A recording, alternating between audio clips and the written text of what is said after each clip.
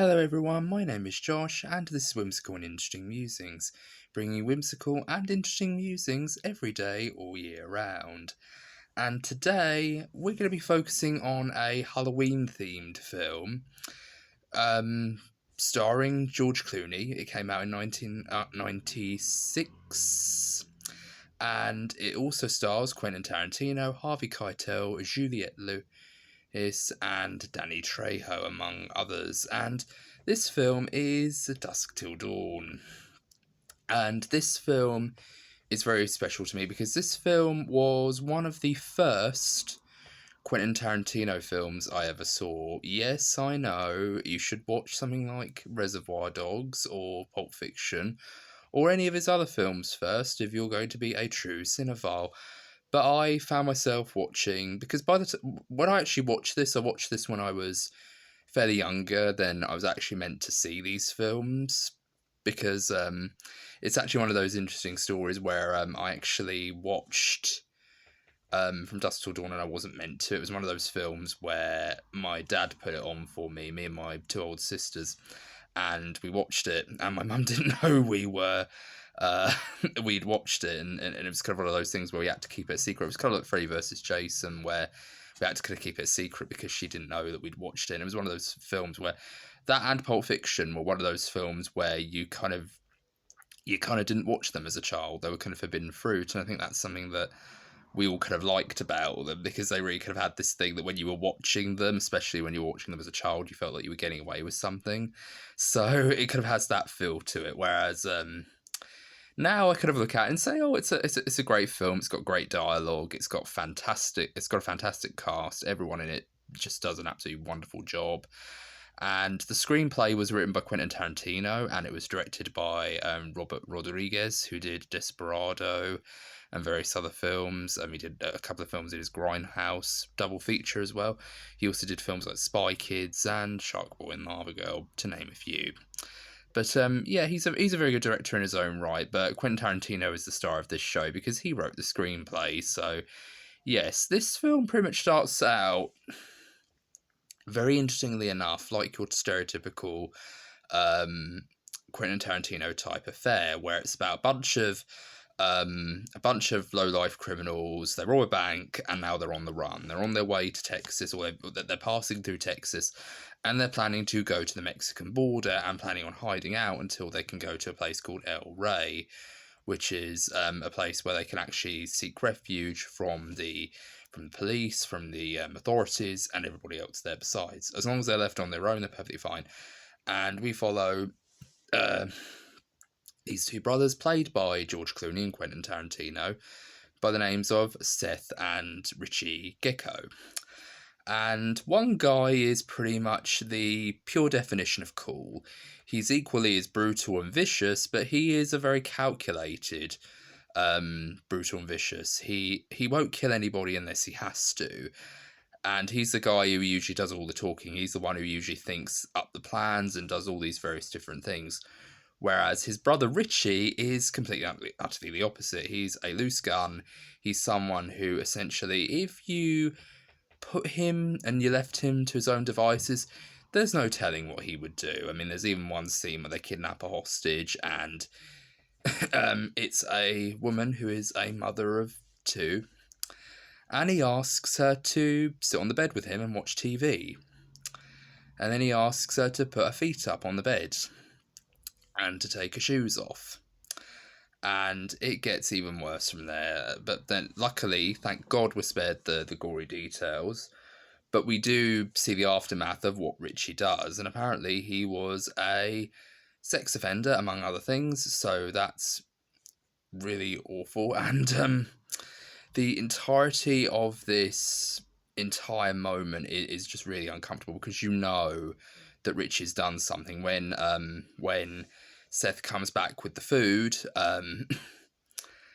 he actually comes back with a package from a thing called Big Kahuna Burger. If you look very carefully, it says Big Kahuna Burger on the packaging, and that's obviously the burger joint that's referenced in Pulp Fiction, because of course there's quite a big gap between films, but they do kind of hint that this could be set in the same universe as Pulp Fiction or Reservoir Dogs or something. But I actually thought that was a very nice detail.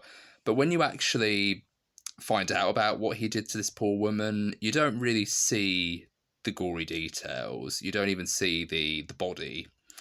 You just see little flashes intercut with dialogue being spoken by Richie and Seth. And unsurprisingly, Seth loses his shit because he just thinks, what the fuck am I even doing with you? Excuse my language, by the way. There's going to be a lot of swearing in this. But he's thinking, what the hell am I going to do with you?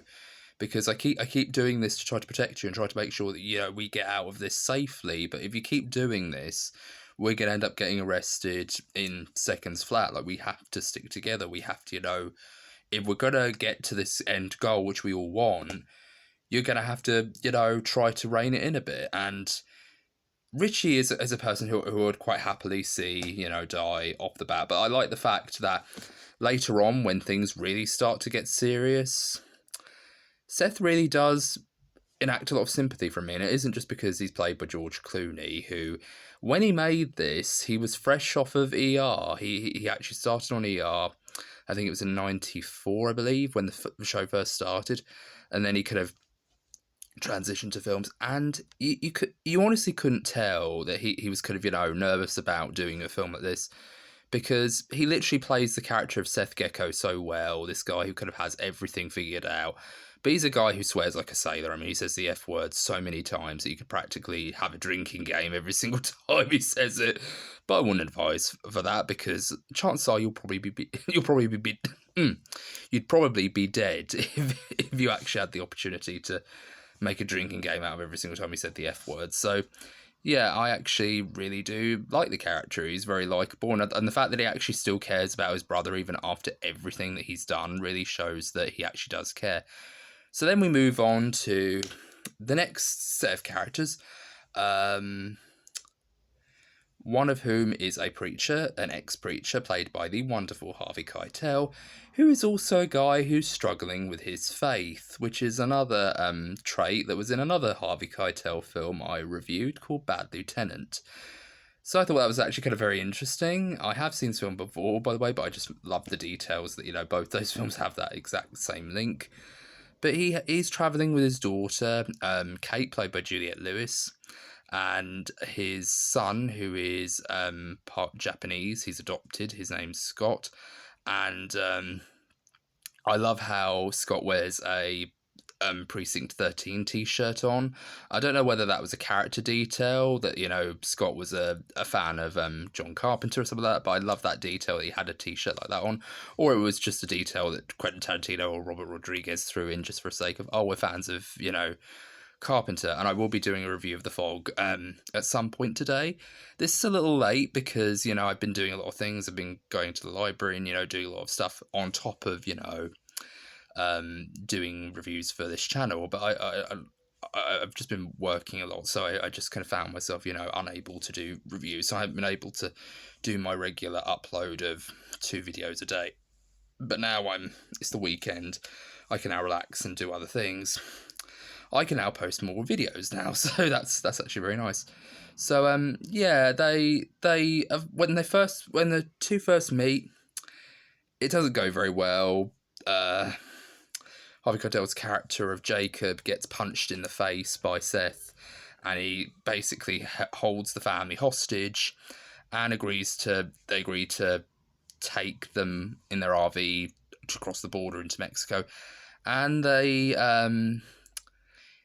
Jacob doesn't like it, but he knows he has to, because otherwise Kate and Scott are as good as dead, and he can't afford to lose any more family members because he really loves them. So he can't really, do anything. And of course, now that he knows that, Richie's a sex offender, Jacob's equally is worried about the welfare of his daughter, Kate. And I like the fact that, every single time Richie's name is brought up, I mean, literally, Jacob's character literally goes, "Oh God, if he touches her, I'll kill him," and things like that. And I thought, yeah, we wouldn't miss him, would we? We wouldn't miss Richie at all. Even though Quentin Tarantino is a good actor, he does play an arsehole in this, and he plays an arsehole very well. And it, it's just such a very kind of he's a very icky character that whenever you see him, you feel like you want to take a shower afterwards. Like he's one of those people who you wouldn't want to leave alone. You wouldn't want to leave anybody alone with. Like he's one of those characters who you really don't trust. So yeah, the fact that he kind of gets his just desserts at some point in the film really goes to show that he's not a big loss in any stretch of the imagination. But the film takes a bit of a turn when they cross the border and they go to a bar and they are having a good time. Seth has officially won, but he still feels anxious, and there's this wonderful speech that Jacob gives when they're having shots where he goes, he basically has a confrontation with one of the bouncers, essentially Danny Trejo, the barman and one of the bouncers, as it were. Bouncers, that's basically who this guy is, and he complains that he wishes that he could punch someone's face in or smash a glass over someone's face, and Jacob just says, are you so stupid that you can't tell that when you've won? You can't admit that when you've won, because you're now at the home stretch. In fact, you're past the home stretch. You're at the finish line, Seth. And the fact that, you are now still getting anxious and getting angry and getting frustrated, even though you are in a good place, you're free, basically. You've got freedom and enjoy it. And I love that. And there's even a great moment where they have kind of like this patting on the shoulder moment, and he lifts a glass and says, I'll have a drink with you, Jacob. But then it all changes when another barman another employee of the bar comes up and he basically says, you guys assaulted me out the front, and it gets very, very dark. And there's a little detail that I just noticed on this rewatch of this film. The knife that is used to stab Richie's hand, Richie uses to stab one of the patrons. I think it was the barman, Danny Trejo, who's played by Danny Trejo. When he stabs him, he puts the knife back on the table, and you can actually see that the blood's green. If you look at it in close-ups, that's a very interesting indication that something's off here. And there's a scene where they're trying to look at, Richie's hand, and it has a close-up of Selma Hayek's face where she's literally salivating the idea of, eating Richie, and it's just really uncomfortable. But then you kind of know right off the bat that, there's vampires in this movie, but for a while you don't know that vampires are in it, even though technically it's called From Dusk Till Dawn. It's structured like a very traditional Quentin Tarantino film, where it focuses for long stretches on characters talking, characters having conversations. And a lot of people have had arguments that, a lot of Quentin Tarantino's films don't have realistic dialogue. It's not how real people talk. Well, that's the point of his dialogue. It's supposed to be very heavily stylized. I mean, if every character spoke like Quentin Tarantino's characters, it would feel very unrealistic and very unnatural.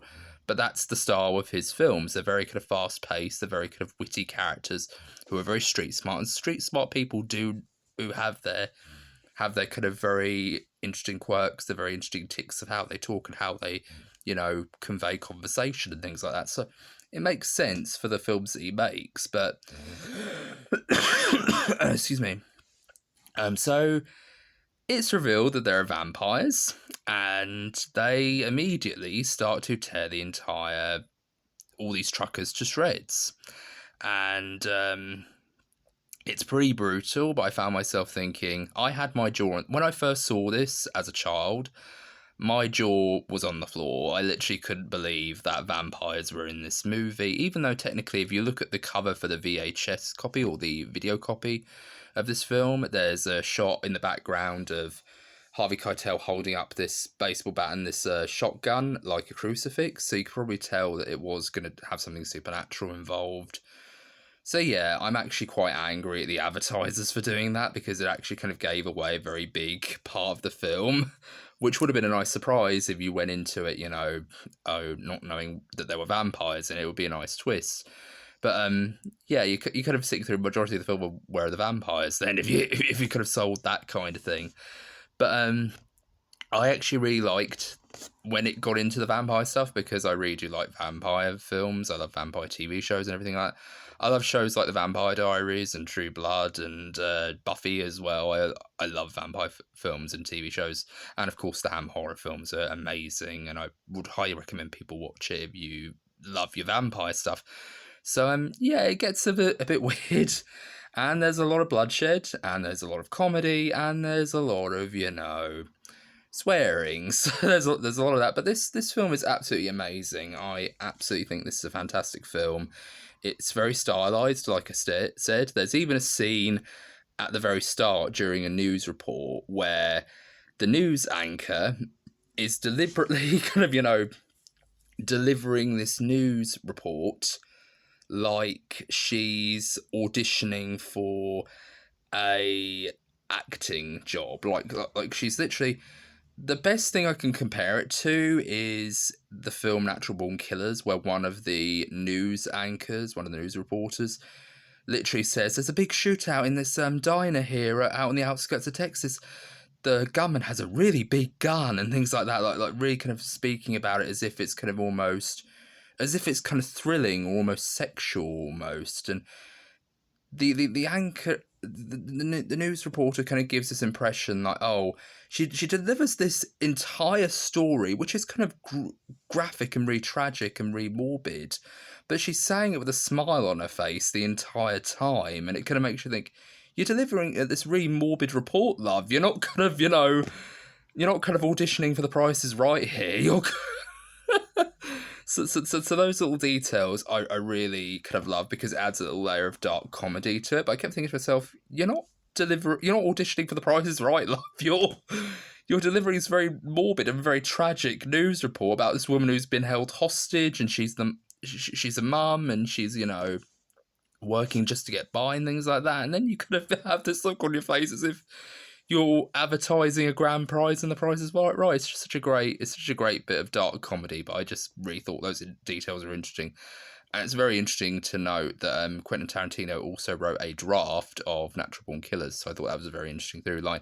And another interesting connection is this film stars Juliette Lewis, and she also played a serial killer in Natural Born Killers. She was one of the main killers in this killer couple.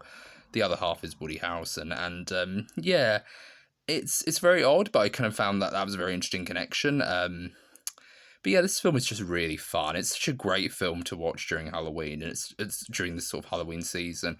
It's got great characters, it's got great dialogue, and there's a great scene where Richie is basically in the back with Scott and Kate, and Kate goes, "Where are we going?" And he goes, "We're going to Mexico." And she goes, "What's in Mexico?" And he just pauses and goes, "Mexicans." just Quentin Tarantino's delivery is golden. And I literally, me and my brother-in-law, I watched this with my brother-in-law, and he said his favourite line in this is, "Kate, I may be an arsehole, but I'm not a fucking arsehole." And I just... Such good dialogue, honestly. This film really does... Quentin Tarantino, he's the guy for dialogue. If you want to have this very stylized dialogue, he's your man. But I really do love the fact that this film was... Back then, it really kind of threw me through a loop what the twist was, because I didn't see the original VHS cover. I mean, when I had my shelf, if you can actually see it... This is the shelf in the background here where I had all my VHS films from. It wasn't in my room at the time because my room wasn't built when I was a kid, so it was out in the hallway, and the VHSs was at the top. So that very top shelf where all the books are, that was where all the 18 rated films were, and Dusk Till Dawn was at the very top. So I couldn't actually see the cover. But when I actually watched it, my dad very purposefully hid the cover because he didn't want me to figure out what the film was about or what it was actually doing. So we went in all cold, all three of us, me and my two sisters, And we watched it, and we both were quite surprised that there were vampires in this movie, because for the longest time it was like Quentin Tarantino, like, you know, stylish, very witty, back and forth conversations, and then it just kind of goes into a vampire movie. But it really kind of earns it, because you're so attached to these characters by this point, and you really do care about what happens to them, except for Richie, of course. But other than that, it's such a good film, and I love the fact that, you know, Harvey Keitel, who is probably the king of using swear words, and using swear words in a way that really kind of makes you feel like you really do feel the punch of every word when he says it. And he's, in the last film I reviewed, he was the sleaziest guy around. He was really horrible. He was really degrading. There's this really horrible scene where he goes, I'll do something for me, you do something for me, I'll do something for you, kind of thing, like, you know, bartering with these two underage women. And in this one, he plays a guy who can't even say the F word. There's even a scene where he goes, you know, I don't actually want to say it, but yeah, it's one of those things where I kept thinking to myself, you're Harvey Keitel, man. You can say, you know, the F word whichever way you like. But yeah, I actually really like his performance in this. And I really do like I said, I like the fact that Harvey Keitel plays a guy who's also struggling with faith, as he was in the last film. But yeah, this was a good film. It was really funny. I love Tom Savini as Sex Machine. He's just a great visual effects artist, but he's mostly known for playing a character in this. Sadly, he didn't do the makeup effects in this film, which is kind of weird, because Greg Nicotero was also an extra in this film, and he was actually a pupil of Tom Savini, and Greg Nicotero eventually went on to do the makeup effects and the zombie effects for The Walking Dead. So yeah, that's actually quite an interesting bit of history there. But I really do love this film. It's so fantastic to watch, and I absolutely just love the soundtrack. It's incredible. I just really think it's one of his most underrated films. And I love Quentin Tarantino's films. A lot of his films aren't going to be for everyone. A lot of his films are very difficult to watch sometimes, but you do really kind of appreciate them on an artistic level, on a storytelling level, because he's always trying to not trying to invent the wheel, because that implies that, you know, he fails, but he always invents the wheel, and he always manages to succeed whenever he does so. And one of my favourite Quentin Tarantino scenes is in the film Inglourious Basterds, where any one of his scenes I could just pick out of a hat, but the scene in Inglourious Basterds where Christoph Waltz is introduced. I keep speaking as if it's German, because I know German quite well, so the fact that, you know, I keep saying it as you know, Waltz, like, you know, instead of Waltz. But yeah, Christoph Waltz comes in as Hans Landau, and he asks for milk, and he's having this conversation with this farmer who can speak French, and he can speak French as well, but he's speaking French, but then he starts speaking in English about, you know, liking a lot of Jewish people to mice or rats or vermin, basically, because he's a Nazi. And you can tell, even when he walks in the door, you know that he knows more than he's telling. And what's very interesting is that you're playing that suspense. Like, does he know that this farmer's harboring, you know, Jewish occupants? Does he actually know? And that's one of the things that I really do like about that entire scene, because you constantly are left in suspense, not knowing whether he knows or not. But when he does, you could just tell by the way he is, though, that he knows something. And when he eventually, you know, when it has that close up, and he just says with those very dagger eyes, like, you're hiding enemies at the stay, are you not? Like, as soon as he says that, you're like, oh shit, like. But that's the genius of Quentin Tarantino. He can take scenes like that where you kind of think you know where it's going to go, but then it kind of just changes into this very kind of horrific moment where you're kind of almost cringing. And when that girl eventually escapes, and she's kind of crying, and she's got blood all over her face, and he goes, adieu, mademoiselle, and things like that, it just really kind of adds this element of, oh, thank Christ, because this guy's a psycho. But yeah, he's a good director, and Christoph Waltz is an amazing actor, and of course he became a star after that. Like, everyone knows Christoph Waltz now, whereas back then he was literally a no one, really. He was kind of an unknown actor. So he did a couple of things in Germany, but or in Austria. So to me, it's an amazing scene. But there's so many other great scenes that he can do very well. But yeah, I'm gonna wrap this up now.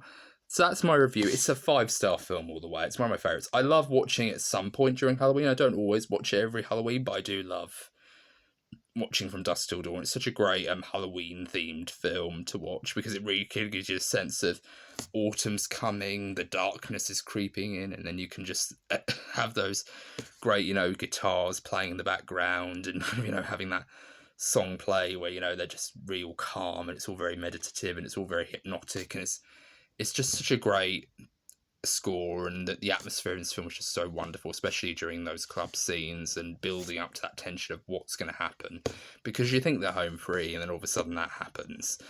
But yeah, it's an amazing film. It's fantastic. It has great performances. It's really funny. It has great dialogue. It's just a fantastic film overall. And this has been my review for From Dusk Till Dawn, and this has been Josh with Whimsical and Interesting Musings, bringing you whimsical and interesting musings every day, all year round. Have a great day, everyone. Take care, and all the best. Bye.